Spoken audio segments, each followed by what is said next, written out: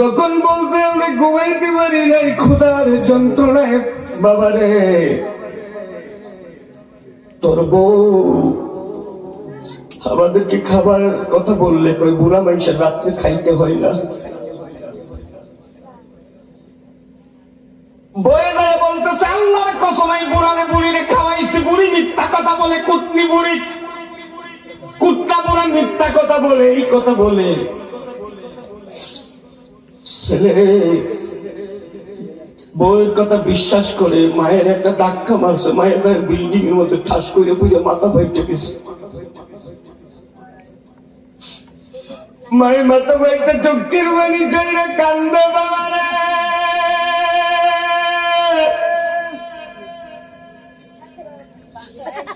সম্পদ লিখা দিয়ে দিছি রে বাবা, আজকে আমার তো কিচ্ছু নাই, একটা মাত্র ছেলে, মেয়েদেরকে ঠকাইয়া সম্পদ করে লেখা দিলাম রে বাবা, মেয়েগুলো তোমার বিয়ে হয়ে গেছে, মেয়েগুলোর কিচ্ছু দিলাম না, তোরে দিলাম, আজকে তোর বউয়ের কথায় আমার ধাক্কা মারলি। এমন একটা দিন ছিল রে বাবা, তুমি না খাইয়া থাকলে আমার কলিজা ফেটে যাইতো। কি কর মায়ের রাত্রেবেলা একবার জ্বর আসছিল, আমার টাইফয়েড জ্বর, রাত্রের বেলায় জ্ঞান থাকে না, অস্থির অস্থির ভাব। যখন ঘুম থেকে যখন জ্ঞান ফিরে আসতো দেখতাম মা মাথার পাশে দাঁড়াইয়ে দাঁড়াইয়ে পানি ঢালতেছে, আর মা বলতেছে আল্লাহ যে কষ্ট তুমি আমার ছেলেরে দিছ, এই কষ্টটা তুমি আমারে দিয়ে দাও। মা যে চলে গেছে, এই যে অন্ধ আপেল সারা দুনিয়া ঘুরি,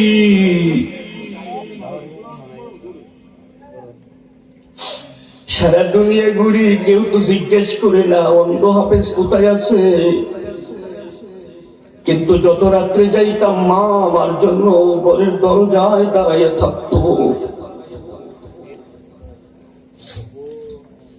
মায়ের ধাক্কা মাইরা পালাইয়া দিল, মা বেহুশ হয়ে গেল, ময়মনসিংহ মেডিকেল কলেজ হাসপাতালে ভর্তি করে।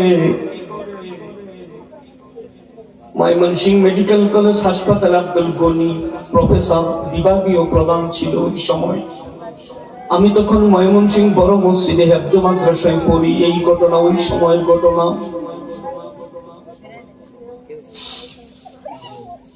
91 সালের ঘটনা।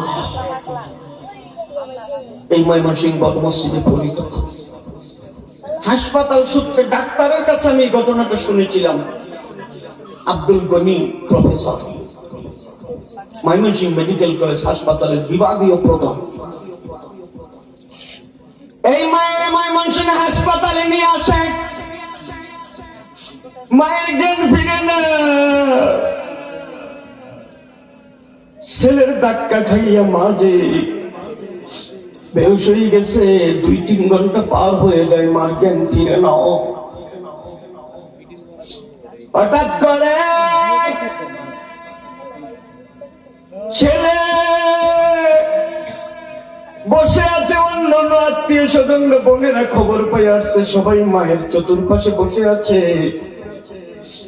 হঠাৎ করে মা চতুর্দিকে চোখটারে ঘুরাই ঘুরাইয়া সবকিছু দেখতেছে। মৃত্যুর আগে আগে মানুষ সবকিছু একবার দেখে নেয়। মা চতুর্দিকে চোখটারে ঘুরাই ঘুরাইয়া দেখে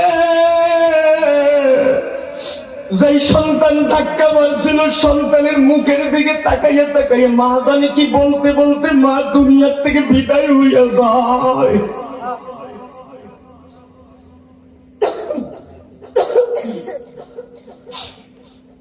মা চলে গেল রে,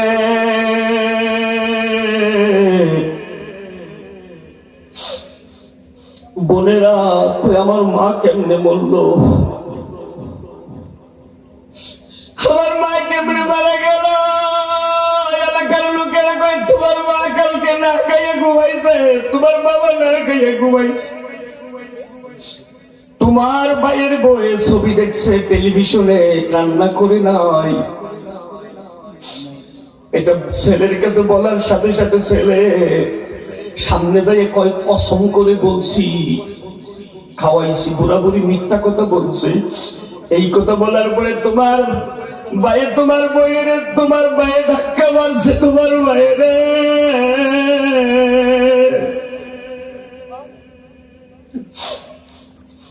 যে মা 10 মাস 10 দিন গর্বে দরিয়া আমাকে করেছে ঋণী, গায়ের চামড়া খুলিয়া দিলে, গায়ের চামড়া খুলিয়া দিলে সেই ঋণ শুধু হবে না জানি। কম ঠিক কিনা? আবার ছেলে বাড়িতে গেছে, বইনেরা চিৎকার মেরে গড়াগড়ি পরে মা মা কইয়া। এবার ছেলে হঠাৎ করে বেহুশ হয়ে পড়ে যায়। আবার এই ময়মনসিংহ হাসপাতালে আবার ছেলের নিয়ে আসে, ছেলের জ্ঞান ফিরে ন।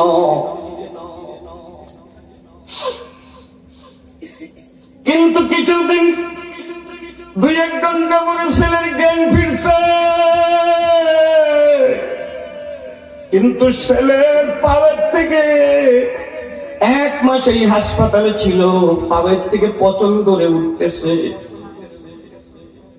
হাত পাওয়ের ব্যথা, পেটের ব্যথায় ছেলে ঘুমাইতে পারে না। ময়মনসিংহ মেডিকেল কলেজ হাসপাতালের ডাক্তার কই এই রোগীর আমরা চিকিৎসা করতে পারবো না, রোগীর শরীরটা পচন ধরে গেছে,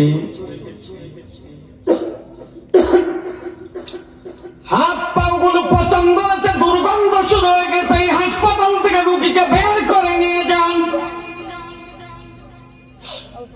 রোগীর ঢাকা নিয়ে গেল, ঢাকা 2 মাস চিকিৎসা করার পরে ঢাকার ডাক্তাররা মিটিংয়ে বসে গেল, এই রোগী কেন সুস্থ হচ্ছে না। গভীর রাত্রে ডাক্তাররা রোগীর কাছে যাই কই, বাবা সত্য করে বল, জীবনে কারোর সাথে কোনো অন্যায় করেছিস নাকি? মাটির মধ্যে গড়াগড়ি দিয়ে কান্দে ডাক্তার সাহেব, আমি যার সাথে অন্যায় করেছি সে তো আজকে দুনিয়াতে নাই। না খাইয়া ছিল আমার বাবা মা, সারা রাত বউয়ের কথায় বাইরে ধাক্কা মারছিলাম গো,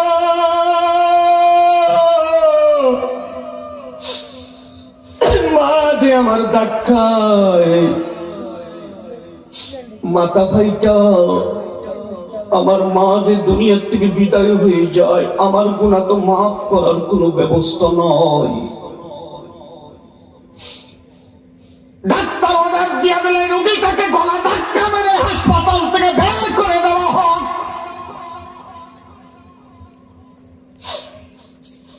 হাসপাতাল থেকে বের করে দিল, স্ত্রী চলে গেছে, দুর্গন্ধের কারণে কাছে থাকতে পারে না, ভিতরে রাখে, ঘরের ভিতরে দুর্গন্ধের কারণে কেউ যায় না, কেউ খাবার দেয় না। কাজের লোকেরা কোন রকমে খাবার দিয়ে আসে। একদিন ঈদের দিন কাজের লোক বাড়িতে নাই, কেউ ওদের খাবার দেয় না, দুর্গন্ধের কারণে কেউ যায় না। সন্ধ্যার সময় চোখের পানি ছেড়ে কান্দে। আজকে একটা ঈদের দিন গেল, ঈদের দিন কত মানুষ খাদ্য ফেলে দেয় না, আমার মা নাই, মা যে চলে গেছে, আমার কপালে দুঃখ হয়ে গেছে রে। আজকে ঈদের দিন কত মানুষ খাদ্য ফেলে দেয়, আমার বাড়িতে কত খাদ্য খাবার হয়, সবাই খায়, আমার কেউ খাবার দেয় নয়। মাটি দিয়ে হাইটা যাইতে পারে না, মায়ের পায়ে গড়াগড়ি দিয়ে দিয়ে চোখের বাড়ি সারার কান্দার, আমি তো মরেই দিয়েছি, আমার কেউ খাবার দেয় না, কাছে আসে না দুর্গন্ধের কারণে। মায়ের ধাক্কা ওইটা দুনিয়ার থেকে বিদায় করেছি রে, ওই মায়ের কবরে যাই আজকে মা মা করে চিৎকার করবো।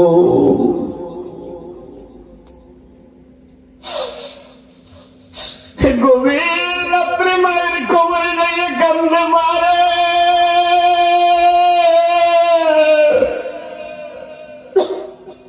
ও মা দুনিয়ার সবাই আমার ভুলে গেছে রে মা, মারে আমার পেটে ক্ষুধা লাগলে আমার আগে তুই জানতি রে মা, আমার খাওয়ার জন্য কত কাউ কাউ করতে রে মা, ঈদের দিন আমি এক ফোঁটা পানিও খাইতে পারি না। মারে ভুল আমি করেছি স্ত্রীর কথায়, যে স্ত্রীর মিথ্যা কসম আমি তোরে ধাক্কা মারছিলাম রে মা, তুই যে মারা গেলি মা, অসুস্থ হওয়ার 2 মাসের মধ্যে স্ত্রী তোমার অন্য জায়গায় বিয়ে হয়ে গেছে রে মা। মা তুমি আমার মাফ করে দাও গো মা, মা গো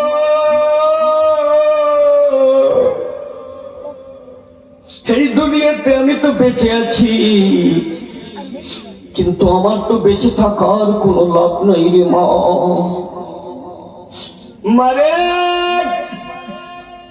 তুমি আমার মাফ করে দাও, তোমার কবরের পাশে যে কান্দি রে মা, এইভাবে কানতে কানতে বেহুশ হয়ে মায়ের কবরের মধ্যে পড়ে যায়। ফজরের নামাজের আজানের সাথে সাথে ঘুম ভেঙে বেহুশ থেকে হুশ হয়। হুশ আসার পরে খেয়াল করে দেখে যেই ব্যথার যন্ত্রণায় ছটফট করেছিল, মায়ের কবরে পড়ে যাওয়ার জ্ঞান ফিরে আসার পরে দেখে সমস্ত ব্যথা আমার আল্লাহ ছেলেটারে ভালো করে দিয়েছে। সম্মানিত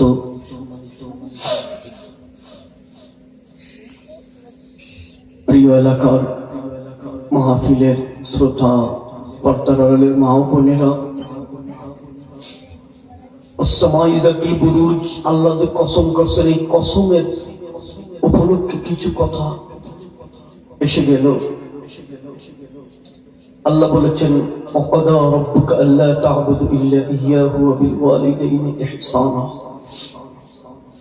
মায়ের আল্লাহর ইবাদত করার পরে মায়ের খেদমত, বাবা মার খেদমত করতে হবে। পারবেন না ইনশাআল্লাহ সবাই? আল্লাহ কবুল করুন। সকলে বলি আমিন। যাদের বাবা মা আছে বাবা মার খেদমত করবেন, যাদের বাবা মা নয়, আশেপাশে আপনার বাবার বন্ধু বান্ধব, মায়ের বান্ধবী, খালা, চাচা, চাচি, এদেরকে যত্ন করবেন। আপনার যত্নের আগে দোয়া করবে, আপনার বাবা মার কবরে সওয়াব চাইতে থাকবে। সুবহানাল্লাহ।